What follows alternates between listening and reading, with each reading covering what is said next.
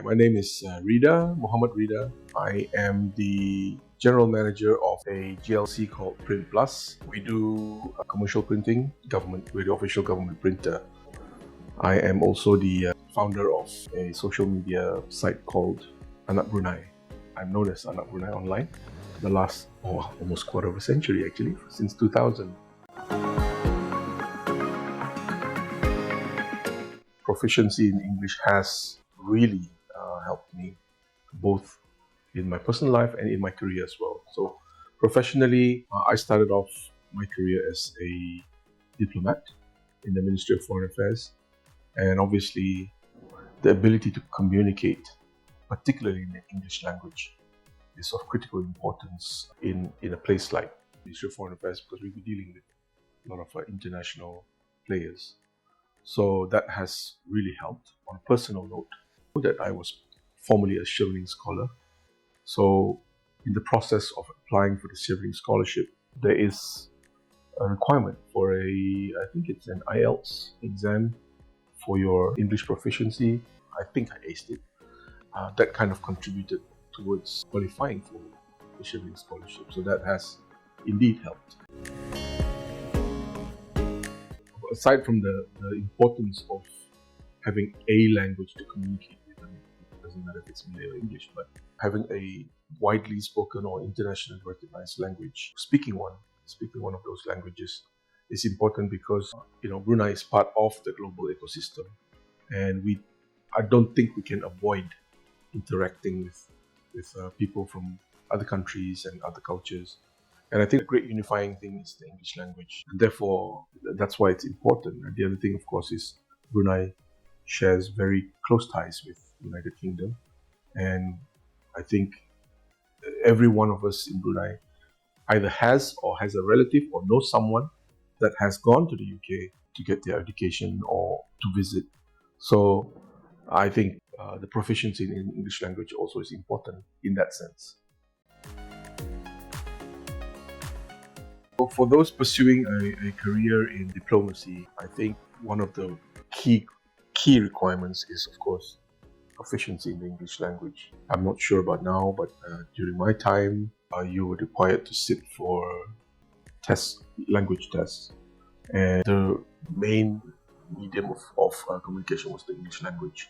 Therefore, if you are proficient, it means that you are able to communicate better within the context of work, and people are better able to understand what you mean, and you are also better able to understand all the news and all the information that's coming through, especially when talking about geopolitical issues and all that.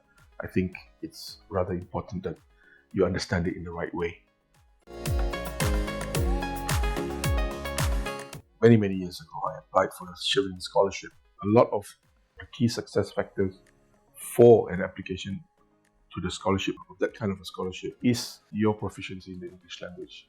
I mean, of course, you need to know your particular subject matter. You need to be an expert in your subject matter. But again, how do you communicate?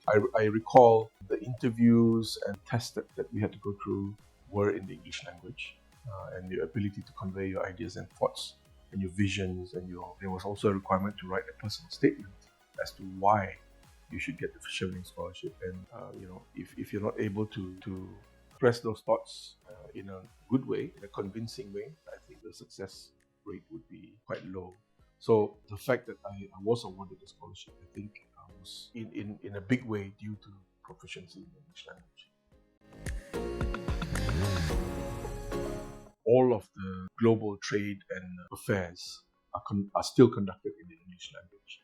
I mean, say what you want, it's still the primary language of trade and commerce. So therefore, for Brunei to be successful in the global stage, I think first and foremost, ability to communicate and to understand, or having an even playing field in terms of the language, is one of the key requirements.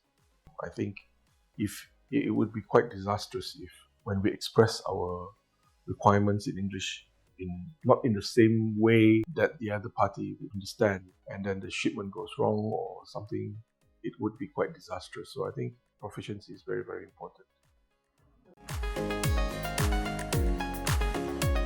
Absolutely. I'm delighted to congratulate CfBT on 40 years in Brunei. In fact, for many of those years, I was your neighbor.